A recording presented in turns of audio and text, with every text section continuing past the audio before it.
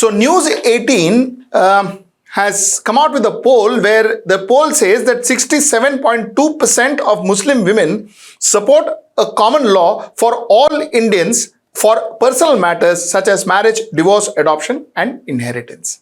Mind you, they have not said that they support UCC, they have not said that they support Uniform Civil Code, they have said that they will support a common law for divorce, adoption, inheritance and marriage. Now, this is how the research went. There were seven key questions asked in the survey which did not make a mention of UCC, that is Uniform Civil Code, and was strictly limited to the theme the UCC likely to cover.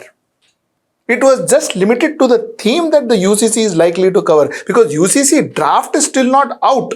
At least I have not seen it. So one doesn't know what UCC encompasses or entails. So this was just the theme that UCC was likely to cover.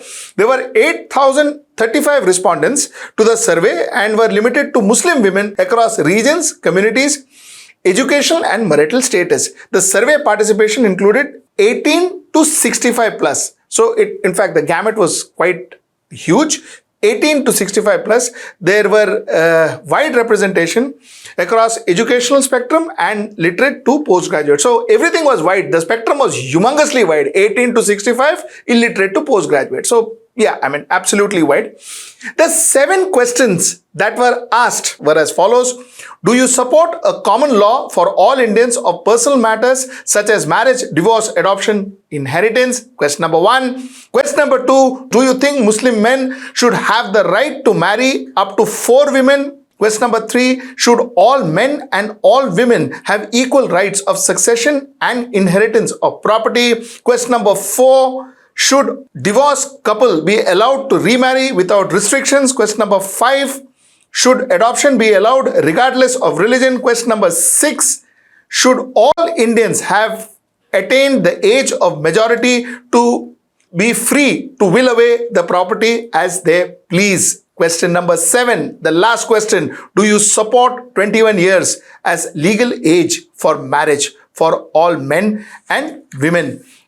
These were the 7 questions that were asked to the respondents, and like I said, the respondents total number was 8,035 and it covered Andhra Pradesh, Assam, Bihar, Chandigarh, Chhattisgarh, Delhi, Gujarat, Haryana, Himachal Pradesh, Jammu and Kashmir, Jharkhand, Karnataka, Kerala, Ladakh, Madhya Pradesh, Maharashtra, Odisha, Puducherry, Punjab, Rajasthan, Tamil Nadu, Telangana, Uttarakhand, Uttar Pradesh and West Bengal. So this was broadly what it is. And among the women surveyed, 10.8% were postgraduate, 27% were graduates, 20.8% had studied up to class 12th, 13.8% were class 10th, 12.9% had studied up to class 5th to 10th, 4.4% had studied up to class 5th, 4.2% were illiterates, 4.2% had basic literacy and 1.9% were others. This is what broadly it was. And like I said, do you support the common law for all Indians for personal matters such as marriage, divorce, adoption and inheritance? Out of all respondents, that is the total, like I said, the spectrum, 67.2% said yes, and 25.4% said no, 7.4% said can't say. From amongst graduates and postgraduates, 68.4% said yes, 27% said no. Amongst age group of 18 to 44, 69.4% said yes, 24.2% said no, and age group 44 plus, 59.6% said yes, and 29.6% said no. Now, this is a poll that was conducted. Now, there are certain issues to this poll. First of all, when a poll is conducted, the clarity of why are you answering that particular answer, that particular question should be made very clear. Okay, so for instance, if I am talking about vanilla, I should be told that vanilla versus ice cream. If I don't know that it is vanilla versus ice cream and vanilla is about a color or about a flower, then it's a different issue. Okay, my answers would be different. What I'm trying to say is the context of the poll is very important for a poll to understand and respond to a poll. So you can only take the response as positive or negative once the context of the poll is put in the right place. That's number 1. Number 2 is when they were answering their questions, they were answering questions like do you support a common law for all Indians for personal matters such as marriage, divorce, adoption, and inheritance? Is good.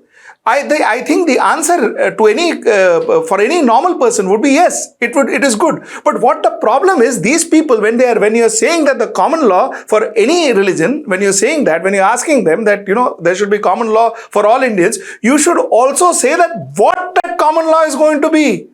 But you don't know what the common law is going to be. Every person on this planet Earth is going to say, yes, I want common law. But what are those common laws? Is there a draft of those common laws? How are those common laws going to change my law? How is it going to affect my life? How is it going to affect my cultural and religious upbringing? Those are questions that needs to be answered. So while it's a poll and the poll has an answer, but I don't think this poll is justifying any context as far as Uniform Civil Code is concerned, because it is not, do you like this versus this? It is like, do you like this? A lot of people said yes. Everybody in this world would like to have a common law, a common code of conduct. But the fact remains that this would have been more clearer versus a common uniform civil code is if they had been asked whether this is your law versus this law, which one would you prefer? This is my point of view. Till I see you next time. Namaskar.